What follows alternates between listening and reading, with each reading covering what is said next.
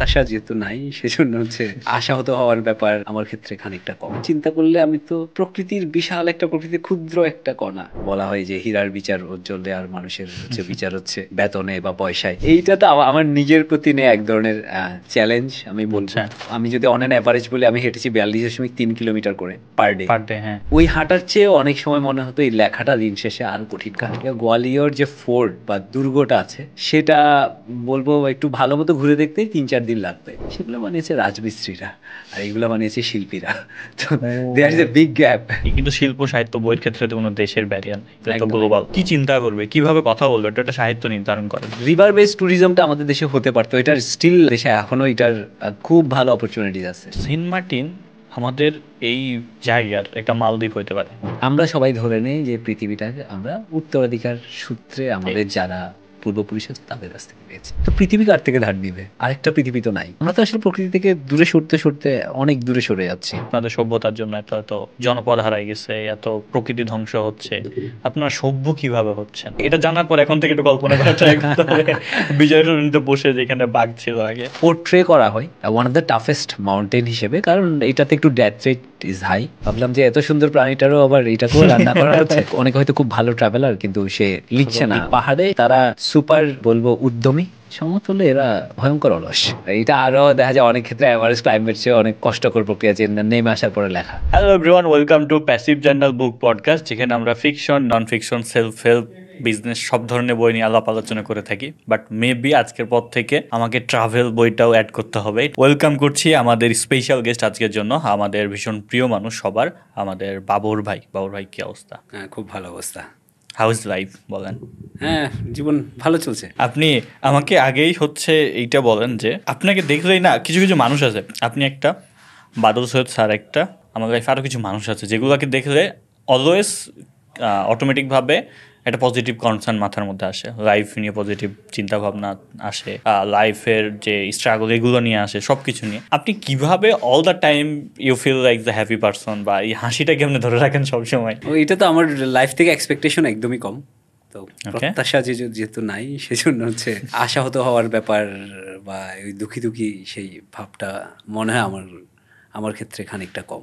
Still আমরা দেখতে পাই না, হয়তো আছে, কিন্তু হ্যাঁ এক্স্যাক্টলি স্ট্রাগল আছে সবার কিছু কারণে, কিন্তু যে কোনো কিছুতে আমি খুব বেশি কিছু প্রত্যাশা করি না, এটাই মনে হয়। এটি কিভাবে মেনটেন করেন ভাইয়া, যে কোনো এক্সপেকটেশন ছাড়া, এক্সপেকটেশন না? এটা আমি সব কিছুর থেকে আর কি, যে কোনো কিছু, যে সেটা মানুষ হোক, কোনো বস্তু বা এনিথিং, এটার থেকে আমি এক্সপেকটেশনটা চেষ্টা করি হচ্ছে কম রাখার জন্য। হেল্প করেছে আমাকে, এটা মনে হয় ট্রাভেলিং অনেক ক্ষেত্রে আমি বলবো যে হেল্প করেছে। যে আমার ক্ষেত্রে আমি এটা সবসময় যে অল্প লইয়া থাকি, সেজন্য হচ্ছে আনন্দে বেঁচে থাকি। আর অন্য অনেকভাবেই এই জিনিসটাকে বলা যায় যে কিভাবে আমি এটা করি। সেটার অনেকগুলা তো পার্সপেক্টিভ থেকে চিন্তা করা যায়। তো এমনিতে আমি জীবনটাকে ওইভাবে দেখি যে আমি আসলে পুরা, আমি যদি বলি এই ব্রহ্মাণ্ড বা পুরো বিশ্ব ব্রহ্মাণ্ডে আমি তো খুব ছোট্ট একটা পার্ট। আর আমার লাইফ স্প্যানও যদি চিন্তা করি, আমরা স্বাভাবিক আয়ু পেলে একটা মানুষ যতদিন বাঁচে, ওই সেন্স থেকেও চিন্তা করলে আমি তো প্রকৃতির বিশাল একটা প্রকৃতির ক্ষুদ্র একটা কণা। তো এই জন্য আমি আসলে অনেক কিছু কখনোই চাই না। আর এই ফিলোসফিটা আমি সবসময় বিশ্বাস করি হচ্ছে, আমি যা পাচ্ছি তার তুলনায় আমি যা হারাচ্ছি সেটা খুবই নগণ্য। মোস্টলি হচ্ছে আমি গেইনার সাইডে, এইটুকু আমি বিলিভ করি। এই জন্য মনে হয় একটু জিনিসগুলো সহজ আমার জন্য। হ্যাঁ, এবং এই ফিলোসফি আসলে আমার মধ্যে নাই। আমি বুঝতে পারি যে কতটা আসলে এই জিনিসটা দরকার, লাইফ কতটা ইজি করে দেয়, কতটা সহজ চিন্তা ভাবনা করতে পারি, বা সব কিছুর ক্ষেত্রেই আসলে ব্যাপারটা এক্সপেকটেশন বলেন বা এই সব কিছু যখন মাথার মধ্যে চলে আসে, তখন হাজার পাইলেও না ওই হ্যাপিনেস বা ওই ইয়েটা কাজ করে না, গেইন মোমেন্টটা আসে না। মনে হইতেছে আই ডিজার্ভ মোর। হেল্প করেছে আমি যে ওয়েতে লাইফ লিড করি, মিনিমালিস্ট ওয়েতে, এইটা অনেকটুকু হেল্প করে যে একদম কম ইম্প্যাক্ট ফেলে বাঁচা।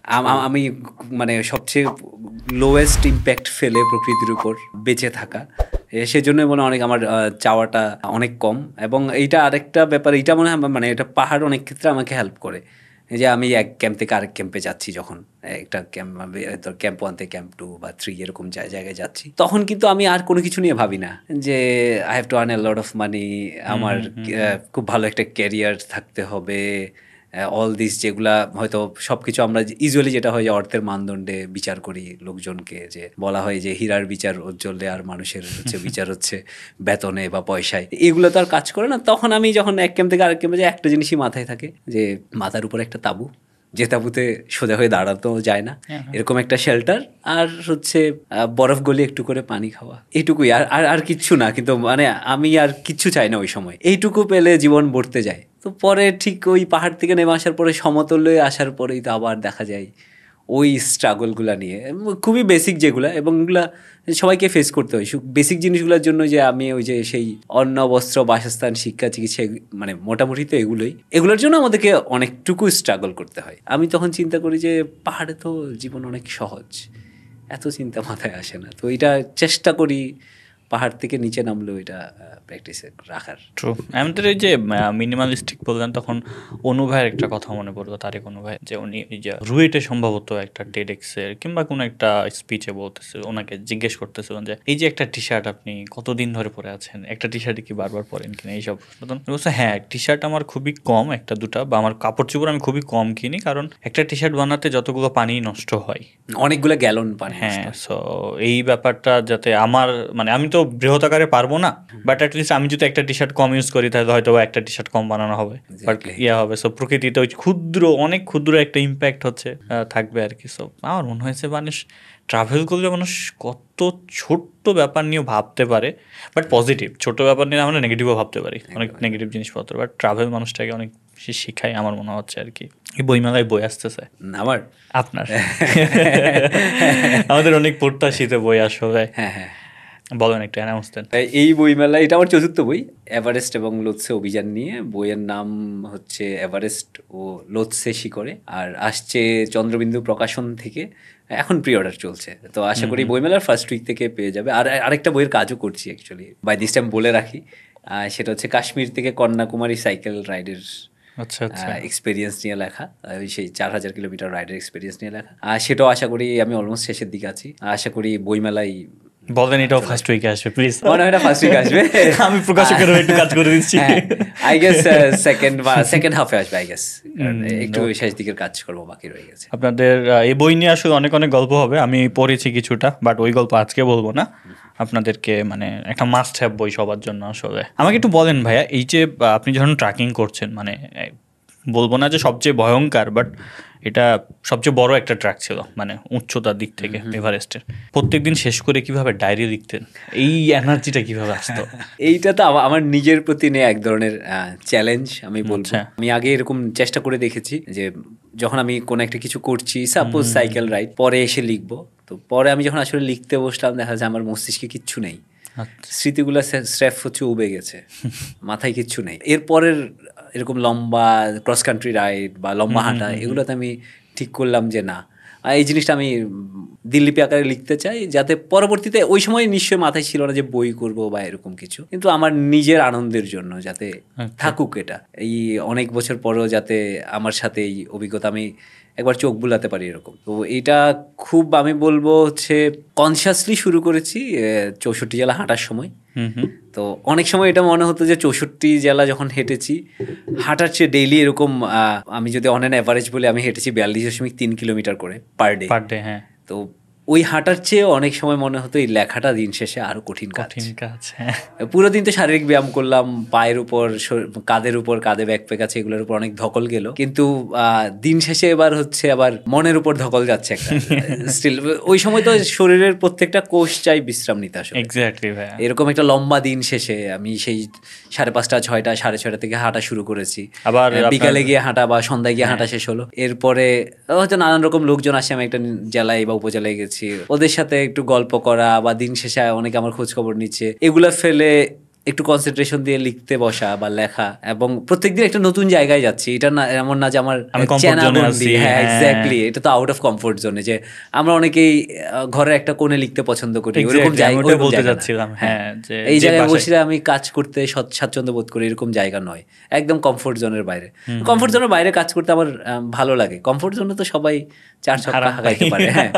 একটু কমফোর্ট জোনের বাইরে হলে সিঙ্গেল নিতে হয়, বল ডট দিতে হয়, হ্যাঁ, তো বলকে ওইটা- সমীহ করতে হয় হ্যাঁ, মাঝে মধ্যে। exactly। তো আমি স্টিল সবকিছু মাথায় রেখে তারপর আমি বলে ওই যে 64 জেলার সময় আমি এটা করতে পেরেছি, তখন মনে হচ্ছে সবসময় করতে পারবো। পরে আসলে এটা ট্রু। কাশ্মীর কন্যাকুমারী এটা একটা সাইকেল রাইডের সময়, এটা একটা ভিন্ন দেশ। আমি থাকছিলাম গুরুদুয়ারায়, ধাবাতে। ধাবাগুলা তো পুরো রাত জেগে থাকে, অনেক ট্রাক ড্রাইভার আসছে। এটা বলবো ক্যাওটিক একটা জায়গা।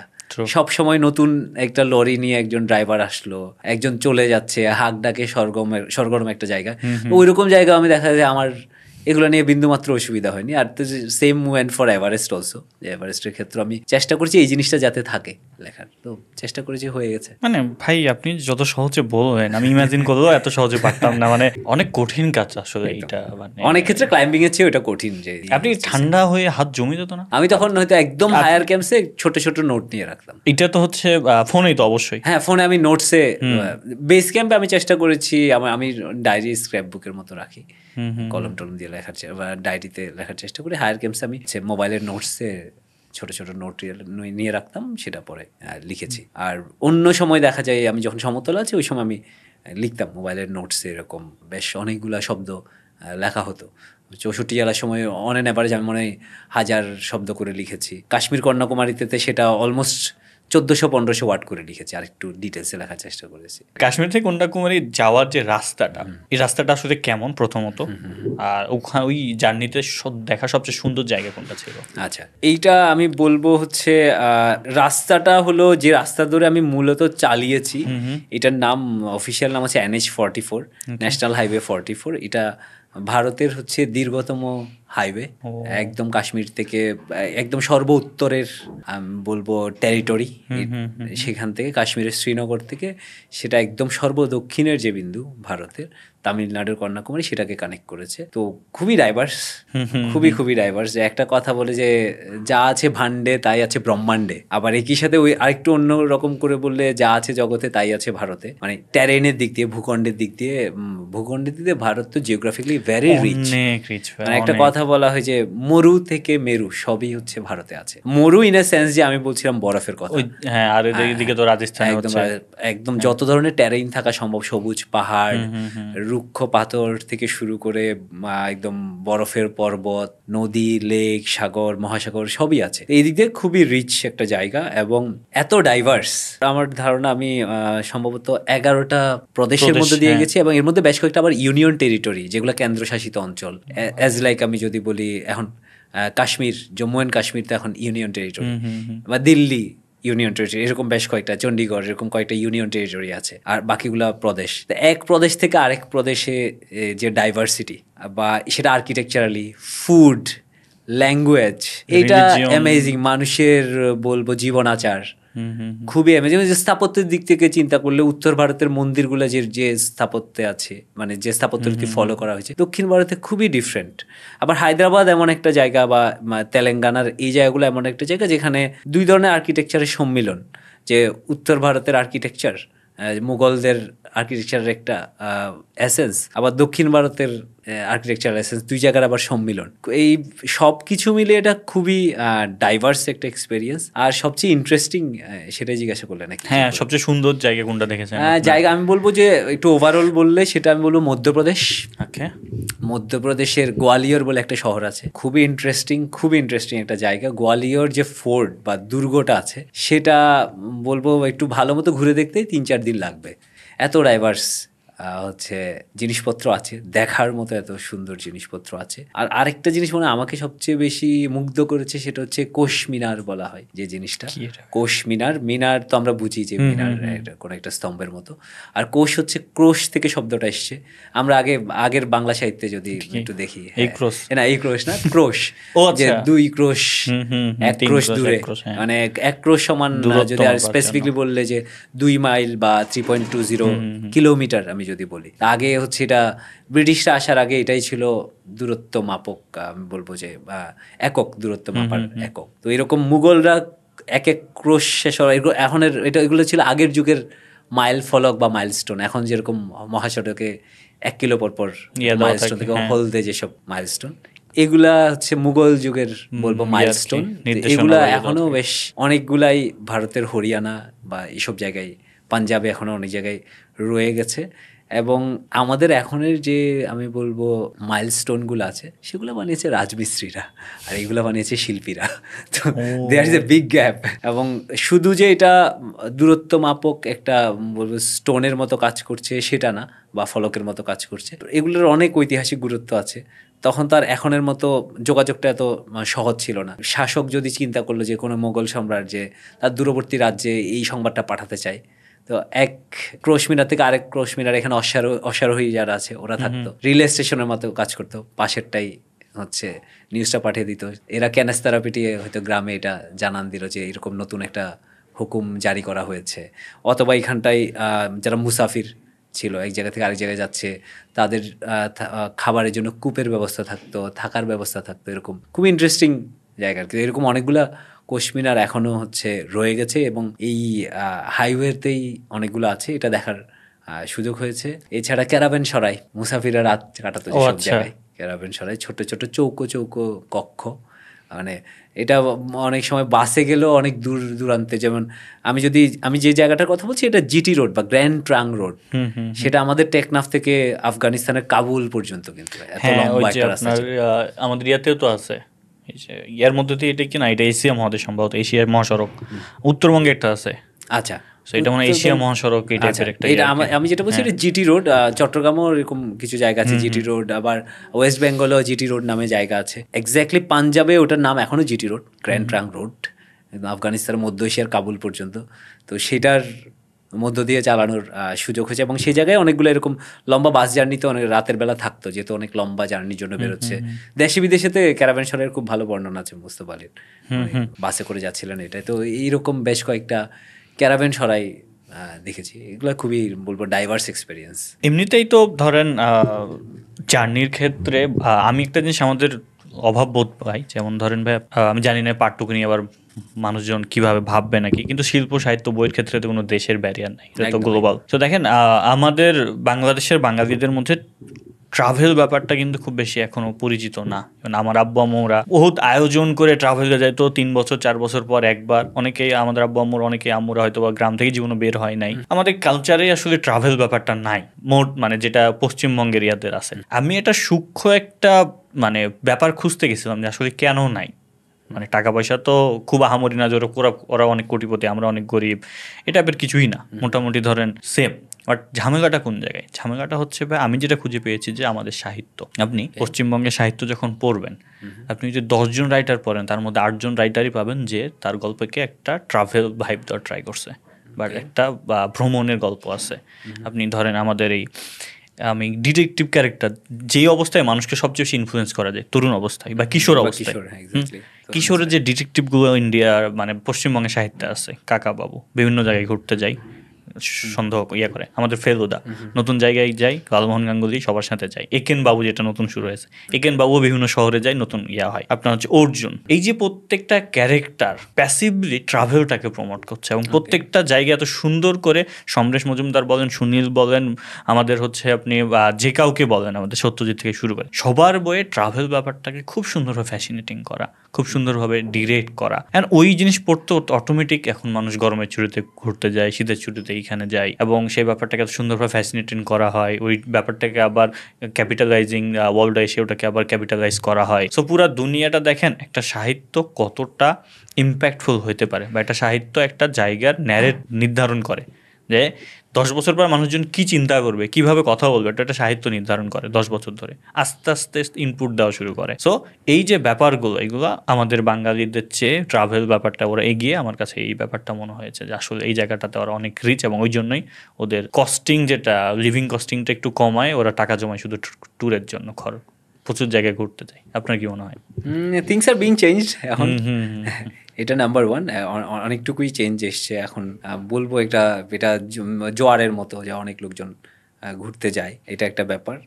আর হ্যাঁ, এইটার আমাদের এক্সপেক্ট ছিল, আমাদের ক্ষেত্রে তো বেড়ানো ছিল খুব বেশি 2-3 দশক আগেও ছিল যে নানি বাড়ি যাওয়া, মামার বাড়ি, বার্ষিক পরীক্ষার পরে এরকম একটা। আরেকটা কারণ আমার মনে হয় আর কি, এটা হতে পারে যে আমাদের দেশে তো আসলে প্রচুর নদ নদী, তো বেশ অনেক বছর আগের কথাও যদি চিন্তা করি, অনেকগুলো জায়গাতেই হচ্ছে এমন হতো যে এগুলো একটু ব্যারিয়ারের মতো কাজ করতো, অনেকগুলো জায়গাতে হ্যাঁ চেঞ্জ করতে হচ্ছে, এক জায়গায় পর্যন্ত গেলাম, ওখান থেকে আবার নদীটা পেরোতে হচ্ছে।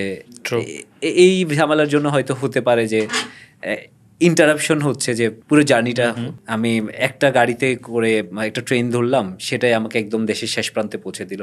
এমন যদি হতো হ্যাঁ টেকনাফ থেকে শুরু করলাম, সেটা আমাকে তেঁতুলিয়ায় পৌঁছে দিল। এটা খুব বেশি বছর আগে আমাদের এরকম নদীগুলো যেহেতু অনেক ওয়াইড, এরকম বড় নদী যেগুলো, সেগুলো অনেক ক্ষেত্রে বলবো খানিকটা অবস্টাকেলের মতো কাজ করেছে। তবে হ্যাঁ, রিভার বেসড ট্যুরিজমটা আমাদের দেশে হতে পারতো, এটার স্টিল আমি বলবো আমাদের দেশে এখনো এটার খুব ভালো অপরচুনিটিস আছে। এখন আমাদের তো প্রচুর নদী এখন স্টিল, যদিও একটা বড় অংশ মজে গেছে, আমরা নানানভাবে নদী দখলের শিকার হয়েছে, স্টিল রিভার বেসড ট্যুরিজম একটা খুব ভালো ট্যুরিজমের আমি বলবো অপরচুনিটি হতে পারে। এইটা ওই ব্যাপারটা ছিল, এগুলো একসময় অবস্টেকলের মতো কাজ করতো। এখন আমাদের বলবো যে ভালো ভালো সেতু আছে। আগে যদি মানে 1 দশক আগেও কেউ যদি 1 দশক বা 12-14 বছর আগেও কুয়াকাটা যাওয়ার প্ল্যান করতো ঢাকা থেকে, অনেকগুলো ফেরি বেরোতে হতো। তো এইটা একটা ব্যাকএন্ডে কাজ করতো যে আরে এত কষ্ট করে যাবো। 19 সালে আমরা গিয়েছিলাম মনে হয়, আমি তো একটা সেতু পার হতে হইছিল, একটা ফেরি। আমার মনে আছে 11তে আমি যখন কুয়াকাটা যাই, ওই সময় তো 3টা কি 4টা ফেরি ছিল, খুব বেশি বছর আগের ঘটনা না। এইটা একটা হয়তো ব্যাকএন্ডে কাজ করতে পারে। ট্রু ভাই।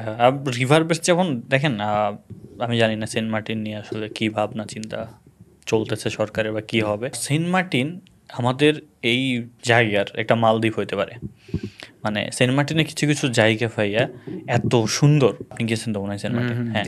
সো সেন্ট মার্টিনের হচ্ছে ধরেন এই যে আমাদের কথা হচ্ছিল তৌকির ভাইয়ের সাথে আমার ওই সমুদ্রের মাঝের একটা পডকাস্টে, আমরা কালকে আপলোড করব। সো ওইখানে যে সেন্ট মার্টিনের কিছু কিছু জায়গাকে আমরা এইভাবে ব্র্যান্ডিং করতে পারতাম যে ধরেন ন্যাচারাল সুইমিং পুল, চারি সাইডে একটু বাসা বাড়ি করে দিয়ে একদম A to Z রেডি হয়ে আছে, জাস্ট ওকে কাঠামোটা দাঁড় করে দিতে হবে, খুব সুন্দর করে কিছু জিনিসপত্র করে আমাদের দেশের না মানে পুরো বিদেশের ইয়াদেরকে আমরা ওখানে আনতে পারতাম। যেভাবে মালদ্বীপে সবাই উড়ে যায়, সবাই ওই জায়গাতে যাইতে চায়। মালদ্বীপের স্পেশালিটি কি যে আপনার বাড়ির সমুদ্রের মাঝে থাকে, সমুদ্রের মাঝে আপনি সবকিছু উপভোগ করতে পারেন। সেম কাহিনী হচ্ছে আপনার সেন্ট মার্টিনও করা যায়। সেন্ট মার্টিন এত সুন্দর সুন্দর জায়গাকে প্রমোট করা যায়, এগুলো না করে আমরা আরো কঞ্জুস হয়ে গেছি, সেন্ট মার্টিনে ঝগড়া করতেছি। মানে বাংলাদেশের ট্রাভেল জায়গাগুলোকে নিয়ে এত বেশি আমরা অনুৎসাহিত বা কাজে লাগাই না। ভাই শ্রীলঙ্কা ডাউন ছিল, ট্যুরিজমটা উঠে গেছে। ট্যুরিজম শ্রীলঙ্কা সবসময় ট্যুরিজম একটা খুব ভালো বেস ছিল। তবে সেন্ট মার্টিন নিয়ে যেটা হচ্ছে, এইটা একটা ব্যাপার সবসময় থাকে, হচ্ছে ট্যুরিজম আর কনজারভেশন, এই দুইটার স্বার্থ কিন্তু পরস্পর বিরোধী বেশিরভাগ ক্ষেত্রে। এখন আমি যদি আসলে ট্যুরিজমের ওভারফ্লোর কারণে যদি আমি ওই জায়গাটাকে কনজার্ভই করতে না পারি, তখন সেটার আবার অন্য ইম্প্যাক্ট আছে। তা তো অবশ্যই ভাই। তো এটা এমনভাবে করতে হবে যে দুপাশেই স্বার্থ রক্ষা করা যেতে পারে, অনেকভাবে সেটা সম্ভব। যেমন এগুলো অনেকগুলা এক্সাম্পল আছে, আমি যদি পাহাড়ি এলাকার এক্সাম্পলই দিই, যেমন তিব্বতের দিক দিয়ে কেউ এভারেস্ট বেস ক্যাম্পে গাড়িতেই চলে যেতে পারবে। এখন যেহেতু তিব্বত হচ্ছে চায়না অকুপাইড, এবং ওরা মনে করেছে যে না, এই জায়গাটা হচ্ছে আমার জন্য খুব ইম্পর্টেন্ট, বর্ডার ডিসপিউট আছে এই অংশটায়, আমি যদি এখানে রাস্তা করি আমার জন্য সার্ভেলেন্সের জন্য সুবিধা হবে। ওই অ্যাঙ্গেল থেকে ওখানে হয়তো রাস্তা করা হয়েছে, কিন্তু নেপালের দিকটাই এখনও এভারেস্টের অংশটুকু এখন আনটাচড আছে। ওরা ভাবেনি, যেমন নেপালে অন্য ইনস্ট্যান্স আছে যে অন্নপূর্ণা যে সার্কিট ট্র্যাক, সেদিকটায় কিন্তু গাড়ি রাস্তা হয়ে গেছে। তো এই দিকটায় আবার এরা এটা ভেবেছে যে না, এইটাতে আমরা হাত দেব না, এইটার যে বায়োডাইভার্সিটি আছে সেটাকে আমি রাখবো ঠিকঠাক। তো আমরা আসলে দুই দিক থেকেই শিখতে পারি যে এটার ফলে এখানে কি অসুবিধা হচ্ছে। আমি অন্নপূর্ণার রিজিয়নের দিকটাই, আমি যদি অন্নপূর্ণা সার্কিটের ট্র্যাকের দিকে যাই, দেখা যায় কেউ হেঁটে যাচ্ছে, কষ্ট করে ও একটু পেছন থেকে হাঁটা শুরু করলো, পাশ দিয়ে হচ্ছে ধুলা উড়িয়ে একটা 4 হুইল ড্রাইভ চলে গেল, তখন আবার মন খারাপ হয় যে আমি তো এই জায়গায় তো ভেহিকল আছে, আমি কেন হাঁটছি। True. হ্যাঁ, তো এটার দুইটাই সাইডই আছে। মানে আমাদের করা উচিত যে এটা যাতে ফিউচারের লোকজনের জন্য থাকে। মানে এটা একটু এইভাবে ভাবলে, এটা আমি বলতেও চাই, এটা পরিমল ভট্টাচার্যের বইয়ের একটা লাইন, আমি ডেফিনেটলি এটা বলতে চাই যে এই পৃথিবীটা তো হচ্ছে, এটা আমি এমনভাবে আমাদের আসলে কনজার্ভ করা উচিত যে আমরা সবাই ধরে নেই যে পৃথিবীটাকে আমরা উত্তরাধিকার সূত্রে আমাদের যারা পূর্বপুরুষ আছে তাদের কাছ থেকে পেয়েছি। অ্যাকচুয়ালি সেটা ট্রু না। এটা হচ্ছে আমাদের যারা উত্তর পুরুষ আছে, পরবর্তী প্রজন্ম, এদের থেকে ধার হিসেবে নিয়েছি আমরা। তাদের জন্য কিছু একটা রেখে যেতে হবে পরবর্তীর জন্য। এক্স্যাক্টলি। তো এরকম তো আমরা বিভিন্ন যুগকে, মানে আমি বলি প্রকৃতির বিভিন্ন স্প্যানকে এইভাবে ভাগ করি যে আমরা বলি লৌহ যুগ, প্রস্তর যুগ, এরকম যুগ হিসেবে ভাগ করি, বা মধ্যযুগ, এরকমভাবে তো অনেকভাবে আধুনিক যুগে ভাগ করি। আমরা আসলে এই সময়টাতে পৃথিবীর যে বলবো হচ্ছে সম্পদগুলো আছে সেগুলোকে এমনভাবে এক্সপ্লয়েট করছি, বা একদম নিঃশেষ করে ফেলছি আর কি, কাইন্ড অফ। পরবর্তী যারা আসবে, এবং ইনস্টিড এই যে এটা এক্সপ্লয়েট করে কি প্রডিউস করছি, অসংখ্য আবর্জনা, এবং আমরা জানি না যে এগুলো আসলে হাউ টু ডিসপোজ। আমরা ঠিকঠাক জানি না আমার এই মাইকটা যখন এটা আমার ইউজ করা শেষ হয়ে যাবে, এটা কিভাবে ডিসপোজ করতে হবে আমরা ঠিকঠাক জানি না। তো পরবর্তী যুগের এটাকে ডেফিনেটলি আবর্জনার যুগ হিসেবে ওইভাবেই মার্কড করা হবে। আমার তাই মনে হয় আর কি। হোপফুলি না হোক, সেটা আমরা নিশ্চয়ই এমন কোনো কিছু একটা বের করে, বা ডেফিনেটলি ওই হয়তো প্রযুক্তি আমাদেরকে সেই জায়গায় নিয়ে যেতে পারে যে এটারও কোনো একটা সলিউশন বের করব। কিন্তু হ্যাঁ, আমরা আসলে যে এক্সপ্লয়েট করছি সেটা ভেরি ট্রু। একটা টার্ম আমি ছোট্ট করে বলি, এটা হচ্ছে আর্থ ওভারশুট ডে বলে একটা জিনিস আছে। সেটা হলো পৃথিবীব্যাপী আসলে যত মানুষজন আছে, প্রাকৃতিক সম্পদগুলো ব্যবহার করে বছরে যে দিন পর্যন্ত সে চলতে পারে, সেটা হলো একটা বছরের মানে আর্থ ওভারশুট ডে। তো সেটা ছিল 1971 সালে, যদি আমি বলি, সেটা ছিল 25শে ডিসেম্বর। এক বছরে মানুষের যে চাহিদা মেটানোর জন্য যে প্রাকৃতিক সম্পদ লাগে সেটা 25 ডিসেম্বর পর্যন্ত মজুদ ছিল পৃথিবীর কাছে। আর 1971 সালে 25শে ডিসেম্বর পর্যন্ত, তাহলে আর শুধু 6 দিন, 25শে ডিসেম্বর পরে 31 ডিসেম্বর আসতে আর 6 দিন লাগে। আর 6 দিন ভবিষ্যতের যে সঞ্চয় সেখান থেকে নিতে হচ্ছে। কিন্তু সেটা 2023-24 সালে এসে হয়ে গেল, সেটা হলো জুলাইয়ের শেষে চলে আসলো। মানে 7 মাসের মধ্যে আমি আমার এই বছরের জন্য, যেমন সাপোজ আমি ধরে নিলাম যে আমি চাকরি করছি, আমার এই বছরের যত এক্সপেন্ডিচার সেটা আমি 7 মাসে শেষ করে ফেললাম। বাকি 5 মাস পরের বছরের যে আমার ইনকাম, সেখান থেকে আমাকে ধার নিতে হচ্ছে। তো সেটা আমরা মানুষ হিসেবে তো করতে পারি। আমার নিশ্চয়ই অনেক ফ্রেন্ডস আছে, আমার আত্মীয় স্বজন আছে, ওদের কাছে আমি ধার নিতে পারি, সেটা আমার জন্য সহজ। তো পৃথিবী কার থেকে ধার নিবে? আরেকটা পৃথিবী তো নাই।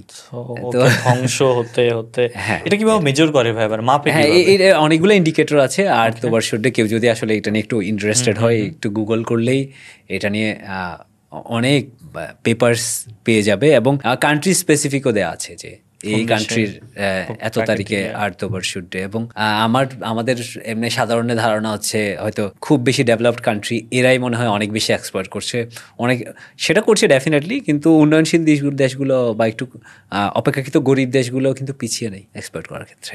আমাদের তো মনে হয় ভাইয়া, এই যে ধরেন না, আপনি বললেন যে কোনো একটা প্রযুক্তি এসে আমাদেরকে আশা করি সবকিছু শেখাবে, চেঞ্জ করে দিবে। আমার মনে হয় যে পুরো ব্যাপারটা আসলে চেঞ্জ হবে আপনার মনস্তাত্ত্বিক চেঞ্জটা আসলে, মানবিকতা বা ওই দৃষ্টিভঙ্গি, ওই দৃষ্টিভঙ্গিটা ডেফিনেটলি খুব ইম্পর্টেন্ট। ওই ফিলোসফি আপনার মধ্যে আছে কিনা যে আপনি প্রকৃতি ধ্বংস করতেছেন, আপনার করা হচ্ছে। সবচেয়ে বড় কথা হচ্ছে যেটা দীপঙ্কর দাও বলতেছিল, যে একটা দেশের আসলে অর্থনীতি কিভাবে বা বইয়ের জায়গায় কিভাবে গ্রো হবে, তার সবচেয়ে বড় ডিপেন্ড করে যে মানুষের মানসিকতা কি, মানুষ কিভাবে চিন্তা করতেছে। খুবই ওয়াইডলি চিন্তা করা বাদ দিয়ে যদি ছোট ছোট করে চিন্তা করে নিজের মনের পরিবর্তন, বা নিজে প্রকৃতির জন্য নিজে নিরাপদ থাকা, যে আমি প্রকৃতির কোনো ক্ষতি করতেছি না, বা যেটুক না করলেই না, এই চিন্তা ভাবনাগুলো এই ক্যাপিটালিস্টিক দুনিয়ায় আসা টাফ। বাট এইটা আসা না আসলে আসলে ওই কোনো প্রজেক্টই কিছু করে দিতে পারবে না। আমাদের কাছে ধরেন পাশে যদি ডাস্টবিন ফেলার বিন থাকে, যদি মনের মানসিকতা না কাজ করে যেমন ময়লাটা ওখানে ফেলা উচিত, তাহলে তো ওই ডাস্টবিন থেকেও কোনো লাভ নেই। এক্স্যাক্টলি। মানে এটা এখন তো আমরা হয়তো অন্য অনেকগুলো, হয়তো আমাদের দেশে শব্দ দূষণ নিয়ে অনেক কথা হচ্ছে, নদী দূষণ বা ওয়াটার পলিউশন নিয়ে অনেক কথা হচ্ছে। কিন্তু আমি যদি নর্মালি চিন্তা করি যে তো মাটি দূষণও তো হচ্ছে, আমি তো ওইটা ওই সেন্সে, কিন্তু আমরা খুব এখন ঢাকার AQI এয়ার কোয়ালিটি ইন্ডেক্স নিয়ে খুব কনসার্ন, এগুলো নিয়ে কথা হচ্ছে। কিন্তু হ্যাঁ, আমার তো মাটি দূষণও হচ্ছে, আমার তো টপ সয়েল নাই। ঢাকা একটু মাটি পাওয়া মুশকিল, বা বড় শহরগুলোতে একটু মাটি ছোঁয়া পাওয়া মুশকিল। আমরা তো আসলে প্রকৃতি থেকে দূরে সরতে সরতে অনেক দূরে সরে যাচ্ছি। আমরা তো খুব বেশি বছর আগে অরণ্যচারী ছিলাম, মানে খুব বেশি বছর আগের কথা না, আমরা অরণ্যচারে ছিলাম। এখন তো আমাদের কাউকে যদি আমাকেই 1 মাসের জন্য কোনো একটা বনে ছেড়ে দেওয়া আসা হয়, আমি তো টিকতে পারবো না। কিন্তু আমাদের পূর্ববর্তী প্রজন্ম এরা তো বছরের পর বছর টিকে থেকেছিল, ওদের ঘ্রাণ শক্তি অনেক স্ট্রং ছিল, জানতো কোনটা, হ্যাঁ এক্স্যাক্টলি, মানে কোনটা খেতে হবে কোনটা খেতে হবে না। আমরা এগুলো থেকে এত দূরে সরে এসেছি, আমার মনে হয় না আমাদের কাউকে এরকম রেখে আসলে আমরা খুব বেশি সময় আসলে টিকতে পারবো। আমাদের ইন্দ্রিয়গুলো ফোতা হচ্ছে দিন দিন, যেটা প্রকৃতির সাথে সংযোগটা আসলে দূরে সরে যাচ্ছে। তো এইটা একজন মানুষের জন্য যে সুষম খাদ্য বা পরিমিত ঘুম এগুলা যেমন জরুরি, এই সংযোগটাও কিন্তু খুব জরুরি। তো এই জায়গা থেকে আমরা দূরে সরে আসি। আমার সংযোগটা থাকলে আমি বুঝবো এটার কনজারভেশনের হ্যাঁ প্রয়োজনীয়তাটা, প্রয়োজন আছে এক্স্যাক্টলি কতটুকু। তো সেই সংযোগটাই যেহেতু আমাদের কমে যাচ্ছে, তো আমি সেই বোধটুকু তো আমার মধ্যে আসলে গ্রো করাটা খানিকটা মুশকিল। ট্রু, এটা আসলে সত্য। এবং আপনি আগন্তুক দেখছেন ভাই? সত্যজিৎ রায়? হ্যাঁ, আগন্তুক আমার দেখা, আমি একটু মুভি হয়তো কম দেখা হয়, আমি আগন্তুক আমার দেখা হয়নি। দেখা হয়নি? আচ্ছা, ওখানে একটা ক্যারেক্টার, উনি একটা কথা বলতেছিল মানে সভ্যতা নিয়ে, আসলে সভ্যকে কারা সভ্য। তো এই ব্যাপারটা নিয়ে তো এখন ক্যারেক্টারের নাম আমি ভুলে গেছি, খুবই ফেমাস। মানে ওনার কথা হচ্ছে যে এখন আসলে সিভিলাইজেশন, সায়েন্স, এই সেই সব কিছু, কিন্তু যে ভদ্রলোক আর ক্যারেক্টারের মূল আগন্তুক সিনেমার, উনি ট্রাভেলার আর কি, বের হয়ে গেছে বিয়া থেকে, ট্রাভেল করতেছে। তোরা বলতেছে এটা আসলে কিভাবে সভ্যতাকে আসলে কিভাবে মাপা যায়, যে আপনি ধরেন আচ্ছা বন্য সভ্য বলতেছেন, তারপর হচ্ছে এই যে আপনার এখনকার ওয়ার্ল্ড সিভিলাইজেশন বলতেছেন। তো সভ্যরা কি অমানুষ না? যে এই যে ধরেন আপনাদের সভ্যতার জন্য এত এত জনপদ হারাই গেছে, এত প্রকৃতি ধ্বংস হচ্ছে, আপনারা সভ্য কিভাবে হচ্ছেন? না, এটা একটা ভালো একটা ডিবেট আছে, বাট আমার কথাটা ভালো লাগছে। সোহাগ ভাইও এটা বলে, রকমারি সোহাগ ভাই, যে সায়েন্স কখন আসলে পিক করছে কখন ডাউন করছে এটা আপনি এখন জাজ করতে পারবেন না। যে এই পিরামিড কিভাবে হলো, কোন সায়েন্স দিয়ে এটাকে বর্ণনা করবেন, কিভাবে চিন্তা করবেন যে এই এত সুন্দর জিনিসপত্র একদম পারফেক্টলি ভার্টিক্যাল, পারফেক্টলি হরাইজন্টাল বসে আছে, এত উঁচা জিনিসপত্র কেমন কোন ক্রেন দিয়ে উঠেছে, এখনো তো আবিষ্কার হয় নাই। তো সায়েন্স ব্যাপারটা, সভ্যতা ব্যাপারটা এমন হচ্ছে যে হয়তোবা জগতের একটা টাইমে পিকে উঠছিল, আবার এখন নামছে, আবার পিকে উঠছে। আবার সভ্য ব্যাপার যেটা, সেটা তো হচ্ছে বন্য সভ্য, মানে মানুষ তো বন্য প্রাণী, মানে সামাজিক প্রাণী বলা হয়, বাট বেড়ে ওঠা তো বন্য থেকে। তো যে জায়গা থেকে আপনার বেড়ে ওঠা, সেইটা থেকে আপনি ধ্বংস করছেন আর নিজেকে সভ্য বলে প্রমাণ করছেন। এই ব্যাপারটা আসলে কিরকম, আপনার কি মনে হয় এই ডিবেট? হ্যাঁ, না এটা ডেফিনেটলি, এটা মানে এটা মনে হয় ওই যে আমি বলছিলাম যে আমরা তো আসলে প্রকৃতির বিশাল একটা অংশের খুব কণার একটা জীবন যাপন করছি। সেজন্য মানে এটা এই মুহূর্তে আসলে বলা মুশকিল যে এই সময়টাকে জাজ করার জন্য হয়তো আরো কয়েক হাজার বছর পরে আছে। আমরা যেরকম খুব হয়তো সহজে বলেছি প্রাচীন যুগ বা মধ্যযুগ এরকম, আর হয়তো এইটাও হয়তো তখন আরেকটু টাইম ফ্রেম যখন বড় করব, এটাও কি সেই মধ্যযুগে পড়ে যাবে কিনা, হু নোজ। হয়তো এক্সটেন্ডেড হচ্ছে মেডিয়েভাল পিরিয়ড হতেই পারে, বা এটাকে অন্ধকার যুগ হিসেবে এই যুগে সব ধ্বংস করে দিয়ে চলে গেছে। এক্স্যাক্টলি। মানে আমি এখন ভাবলে এটা আসলে যদি এটা মাথায়ও আসে যে আমি সুফলা দরিদ্রী নামে একটা বই পড়ছিলাম আব্দুল্লাহ সাইদ স্যার, হ্যাঁ, তো ওখানে বলা হচ্ছিল যে 47 সালে হচ্ছে বিজয় সরণিতে সরকারি নথিতে যে বাঘ মারা হয়েছে সেটা সরকারি নথিতে আছে। আমি বিজয় সরণি হয়ে আসছিলাম এখানে, চিন্তা করছিলাম যে এখানে আসলে এক সময় বাঘ থাকতো, সেটা খুব বেশি বছর আগের ঘটনা নয়। এখন তো মানে এটা মানে মনে হয় যে কত দূরতম কল্পনার বিষয়। এখন বিজয় সরণিতে আমরা জ্যামে বসে থাকি সারাদিন। আমার এইখানে আসতে হলে বিজয় সরণি পার হয়ে আসতে হয়, অদ্ভুত একটা বাজে সময় যায়, মানে প্রত্যেক দিন হয় 15 মিনিট 10 মিনিট ওই জ্যামে থাকাই লাগে। আর ওইখানে যদি বাঘ থাকে চিন্তা করতাম না, এটা জানার পর এখন থেকে একটু কল্পনা করা ট্রাই করতে হবে বিজয় সরণিতে বসে যেখানে বাঘ ছিল আগে। ভাই ওই জিম করবেটের তো অনেক হ্যাঁ পড়ছেন মনে হয়, বইটই পড়ছেন। আমি ওই ভদ্রলোকের বইয়ের সাজেশন পাইছিলাম আপনার ফেলুদা পড়তে গিয়ে। ওই মন্দিরের একটা থাকে, রহস্য থাকে, তো জিম করবেটের কথা তখন উঠে আসে আর কি। আর অদ্ভুত লাগছে, মানে যে শিকার এই সব কিছু নিয়ে অদ্ভুত একটা সাহিত্য আছে কিন্তু। একদম, তো না কেমন লাগে পড়তে? আমার জিম করবেট আমার খুবই ফেভারিট। বলা হতো হচ্ছে জিম করবেটের হচ্ছে চামড়া সাদা থাকলেও হচ্ছে মনটা ভারতীয় ছিল। সাদা চামড়ার বলতো আর কি, সাদা চামড়ার ভারতীয়, মনে প্রাণে তো তাই ছিলেন ক্ষেত্রে। এবং আমার পার্সোনালি তো জিম করবেট মানে ম্যান ইটার্স অফ কুমায়ুন বা এগুলো খুবই ফেভারিট। শিকার বললে আমরা হয়তো ঠিক যেভাবে যে অর্থ মুহূর্তে হচ্ছে কোনো কিছু কল্পনা করার চেষ্টা করি যে কোনো একটা প্রাণীকে মারা হচ্ছে, বা অনেকে হয়তো একটু ধরে নেয় যে এরা হয়তো এরকম কনজারভেশনিস্ট না। জিম করবেট ওয়াজ এ কনজারভেশনিস্ট, এবং এক্স্যাক্টলি ভাইয়া, উনি মারার পর আফসোস করতেন। হ্যাঁ, এবং উনি ওইটাই মারছেন যে সামহাও কোনো একটা কারণে ওই বাঘটা বা ওই প্রাণীটা হচ্ছে ম্যান ইটার হয়ে গেছে।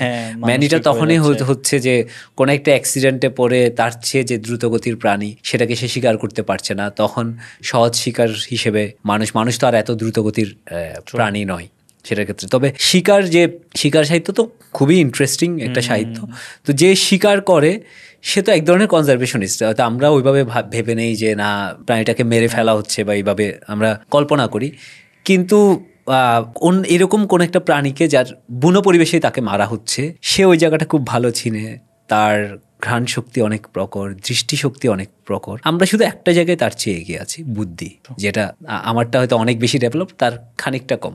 তাও এই প্রাণীগুলো যে একদম বোকাশোকা একদমই নয়, এরাও প্রচুর বুদ্ধি রাখে, কিন্তু এই জায়গায় হয়তো আমি টেক্কা দিতে পারি এই প্রাণীগুলোকে যখন আমি আসলে তাকে বধ করছি বা হত্যা করছি। বেশিরভাগ ক্ষেত্রে সেটা ভ্যালিড রিজন আছে। এরাও কিন্তু এক ধরনের কনজারভেশনিস্ট। এরা জানে প্রাণীটা কিভাবে চলে, কোন টাইমে কোনো একটা জায়গায় কোনো একটা ওয়াটার বডিতে গিয়ে পানি খেতে যাচ্ছে, কোন টাইমে চলাফেরা করে, এর নেচার, এর খাদ্যাভ্যাস, এগুলো জেনেই কিন্তু একজন শিকারী হয়। তো ওই সেন্স থেকে সেও কিন্তু একজন কনজারভেশনিস্ট। এবং জিম করবেট তো কনজারভেশন নিয়ে অনেক কাজ করেছে। শুধু জিম করবেট না, এরকম আরও বেশ কয়েকজন। আমরা হয়তো খুব জিম করবেট খুব বলবো এখন কালচারে খুব উনি বেশ জনপ্রিয়। অনেক বছর হয়ে গেছে উনি পৃথিবীতে নেই, স্টিল জনপ্রিয় সেটা সাহিত্য গুণে। এরকম কেনেথ অ্যান্ডারসন আছে।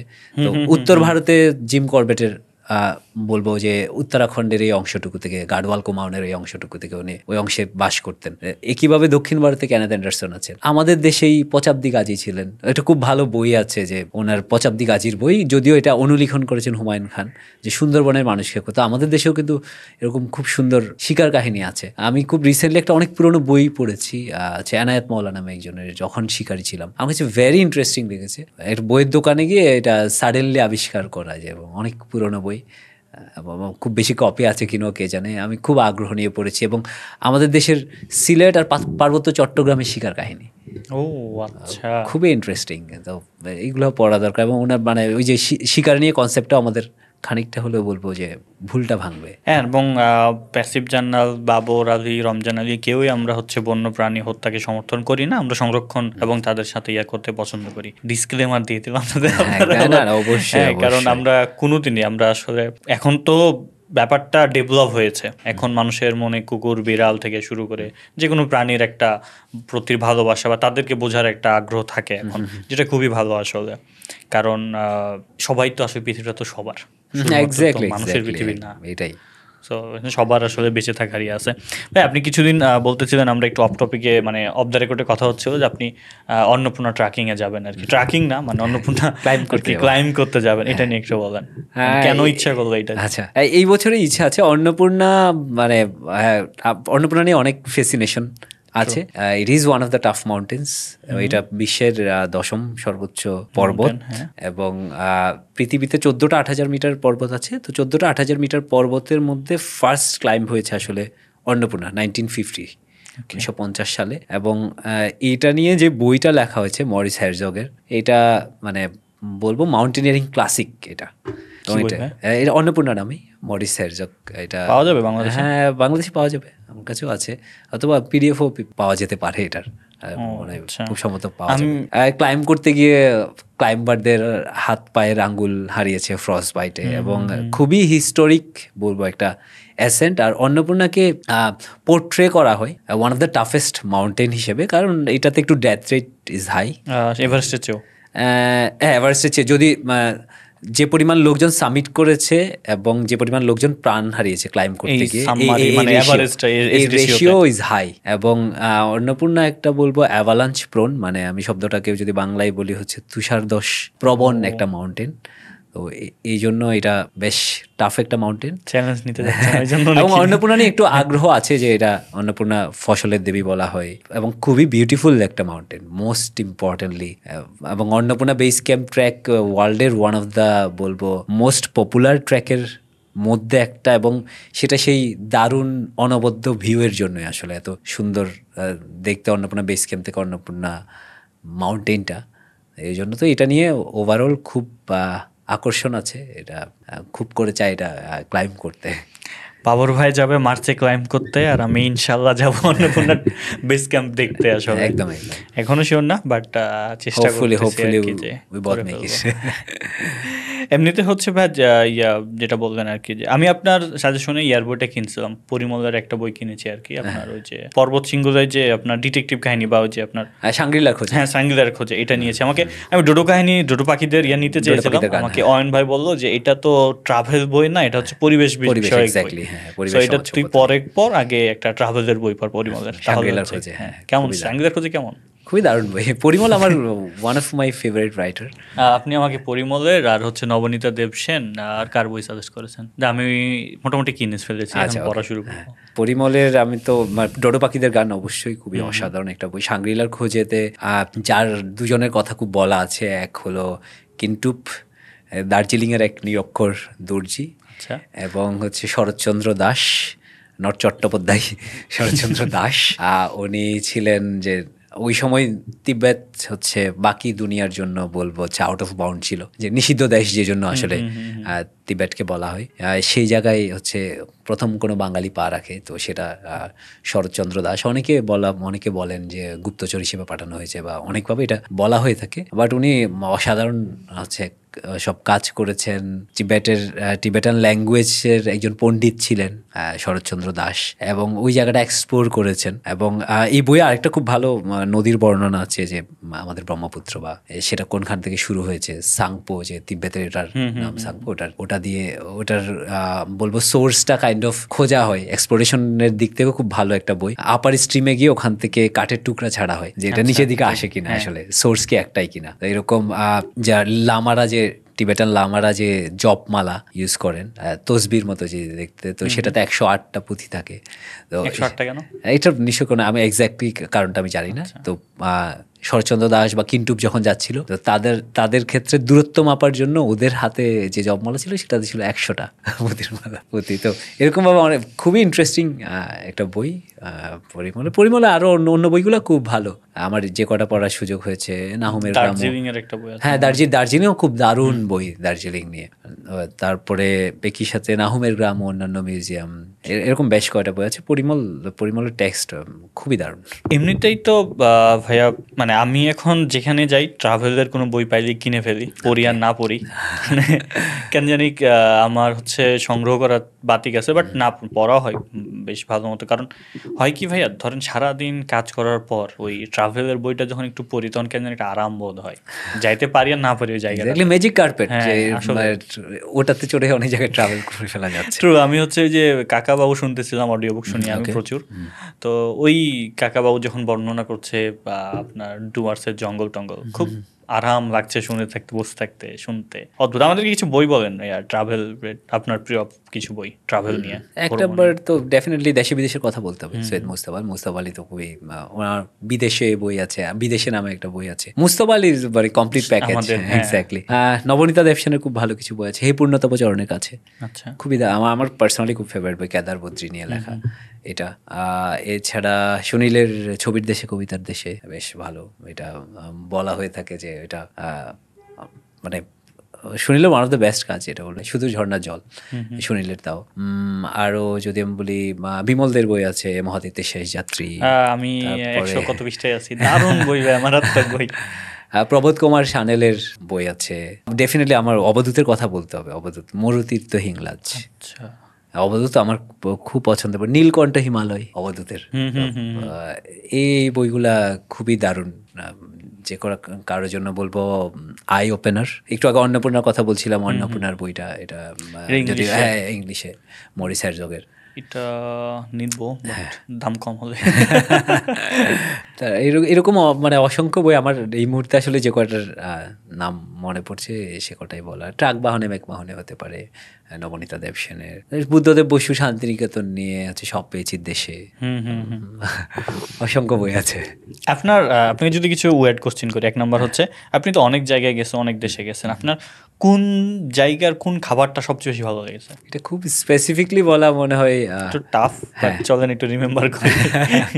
আমি যেহেতু আসলে বলবো একটু নানান ডাইভার্স ফুড ট্রাই করি। স্পেসিফিকলি বললে যেমন নেপালের হচ্ছে কিছু খাবার আমাকে খুব টানে। একটা হলো থেন্টুক, থেন্টুক শেরপা স্টু। এইটা এক ধরনের সুপি নুডলসের মধ্যে, সেখানে ছোট ছোট হচ্ছে বলবো রুটির টুকরা থাকে আর অনেকগুলো ভেজিটেবলস থাকে। এইটা আমার পার্সোনালি বেশ ফেভারিট এটা। আর শ্রীলঙ্কা গিয়ে এবার আমার একটা খাবার খুব পছন্দ হচ্ছে, কট্টু বলা হয়, তাও ছোট ছোট রুটির টুকরা এবং সেটা অনেকগুলো ভেজিটেবল দিয়ে মিক্স করে রান্না করা হয়। আমি যেহেতু একটু ভেজিটেরিয়ান ফুডের ফ্যান, তো এই জন্য আমার এগুলো বেশ পছন্দ।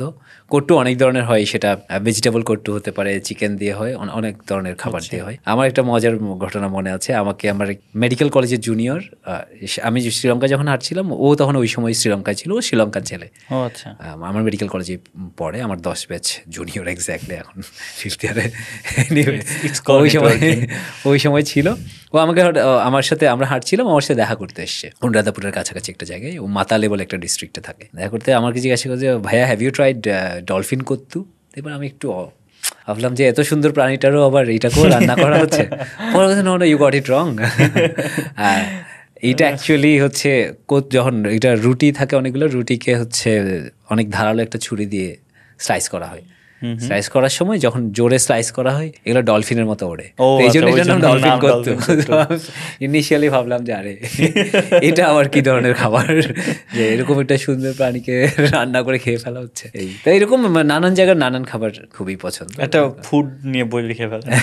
আমার তো খাবার, আমি নতুন খাবার খুব ট্রাই করতে পছন্দ করি। মিষ্টি নিয়ে আমার খুব ফ্যাসিনেশন আছে। এই যে দেখেন আমি লিখে রাখছি, কেন সাইকেল সরিতে বা পাইবা চষ্টেল, এখানে সাইকেল সরিতে দেখতাম যে আপনি হচ্ছে প্রত্যেক জায়গায় গেলে ফার্স্ট একটা মিষ্টি। কেন ভাই? মিষ্টি আমার খুব ফেভারিট একটা খাবার।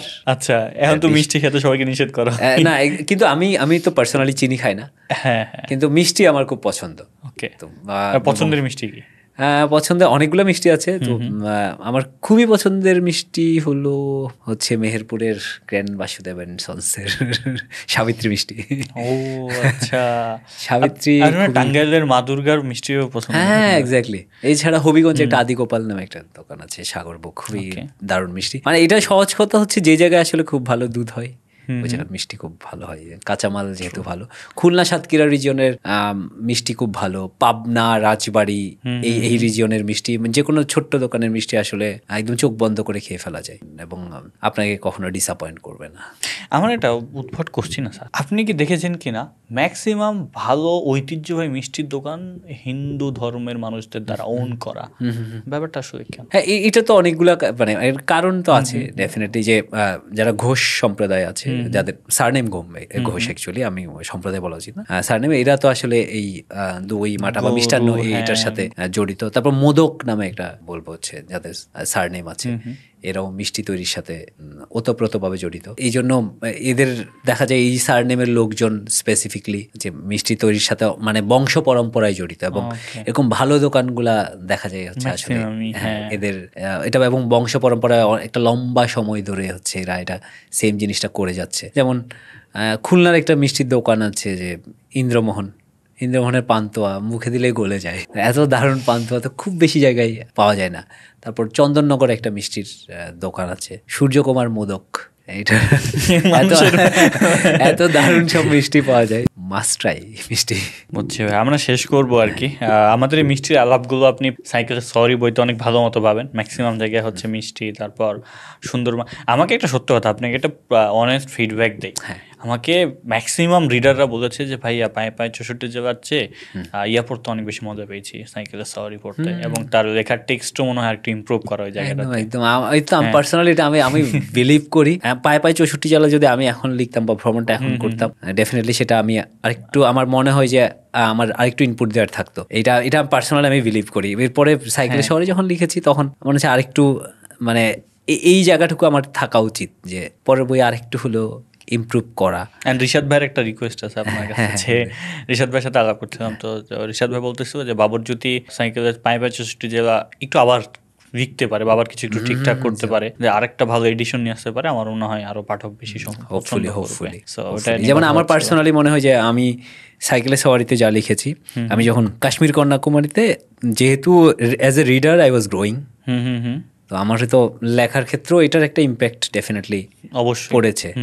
যে একজন লেখকের জন্য তো শুধু তো লেখা না, তার পাঠটাও সমান জরুরি। এটা একদম 50-50 কি পড়ছে, এটার একটা ইম্প্যাক্ট পড়ে আসলে। তো দিন যত যাচ্ছে আমি এজ এ রিডারও গ্রো করছি, তো সেটার ডেফিনেটলি ইম্প্যাক্ট বা ছাপটা আমি ডেফিনেটলি দেখতে চাই, এবং সেটা মনে হয় আমাকে অনেক বেশি পার্সোনালি আনন্দ দিবে। এবং এটা আমি অনেকের সাথে, তুমি যাদের কথা বলছিলে, আমি একদম পুরোপুরি একমত যে সাইকেলের সওয়ারিতে আমি একটু ইমপ্রুভ করেছি, সেটা এভারেস্ট লস্যি করে আরেকটু ইমপ্রুভ করবো, কাশ্মীর কন্যাকুমারীতে আরেকটু, এই জিনিসটা যাতে চলমান থাকে। হ্যাঁ, রিডাররা আসলে এভারেস্ট লস্যি এরিয়াতে এক্সক্লুসিভ কি পাবে, মানে খুব একটা মজাদার একটা গল্প তো আমরা দেখবোই পুরো travel A to Z, but ওই যে আফটার দ্য ক্লাইম্বিং এভারেস্ট, তারপরে হচ্ছে যে ফ্রেজটা লেখেন, ওইটাতে আসলে কতটুকু মমতা, কতটুকু ইমোশন জড়িয়ে আছে। আচ্ছা, মোস্ট ইম্পর্টেন্টলি যে জিনিসটা মনে একটু বলবো পাওয়া হবে আলাদা করে, সেটা হচ্ছে অনেক এবার রঙিন ছবি। ও আচ্ছা, বই অনেক ছবি থাকবে, 1.5 ফর্মা, একদম পুরোপুরি রঙিন ছবি।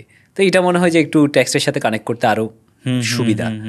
এবং থ্যাংক ইউ ভাই, এটা আসলে ইমেজ কল্পনা করতে সহজ হবে আমাদের। হ্যাঁ, এক্স্যাক্টলি। আমি হয়তো যেটা অনেকগুলা একটা প্যারা লিখেও বোঝাতে পারছি না, সেটা হয়তো একটা ছবিতে অনেক সহজ হয়ে যাবে, বা পুরো জার্নিটা ভিজুয়ালাইজ করতে হচ্ছে পাঠকের জন্য অনেকটুকু সুবিধার হবে। আর এটা তো মানে শুধু একটা শারীরিক পরিশ্রমের জার্নি এরকম না, ডেফিনেটলি এটা এরকম এভারেস্ট বা লোৎসে এগুলো আরোহণ একটা পরিশ্রমের কাজ, একটা ক্লান্তিকর, হ্যাঁ, এবং দীর্ঘ একটা পরিশ্রমের কাজ, কিন্তু এটার একটা আমি বলবো ইমোশনাল এবং মেন্টাল অ্যাসপেক্টও আছে। তো সেই জিনিসটাও আমি ধরার বলবো চেষ্টা করেছি, আর চেষ্টা করেছি আমি লেখায়, আমি চাই একটু হিউমার যদি অ্যাড করা যায়, তো সেটা শিখছি। সেটার একটু ছোঁয়া যদি একটু হলেও যদি পড়তে গিয়ে হাসে একজন পাঠক, একটু হলে আনন্দ দেয়, যে খুব সিরিয়াস না হয়ে যদি একটু ওই এসপেক্ট থেকেও দেখা যায়। এবং আমাদের তো আসলে পর্বতারোহণ নিয়ে আমি যদি শুধু এই জনরাটা বলি, ভ্রমণ সাহিত্যে তো খুব ছোট্ট একটা সাব জনরা যদি আমি বলি পর্বতারোহণ, তো সেখানে আমাদের মৌলিক টেক্সট কিন্তু খুব বেশি না, কারণ আমাদের পর্বতারোহণের হিস্ট্রি অনেক বেশি পুরনো না, তো মৌলিক বইয়ের সংখ্যা কম। আমাদের কিছু অনুবাদ আছে, মৌলিক বইয়ে আমরা আসলে ওই সেই মানদণ্ডে এখনো পৌঁছাতে পারিনি। অবভিয়াসলি আমরা ধীরে ধীরে, মানে আমরা এটা ট্রাভেলারদের ক্ষেত্রে একটা মুশকিল, যে অনেকে হয়তো খুব ভালো ট্রাভেলার, কিন্তু সে লিখছে না, হয়তো লিখছে না, ক্যাপাবিলিটিও আছে।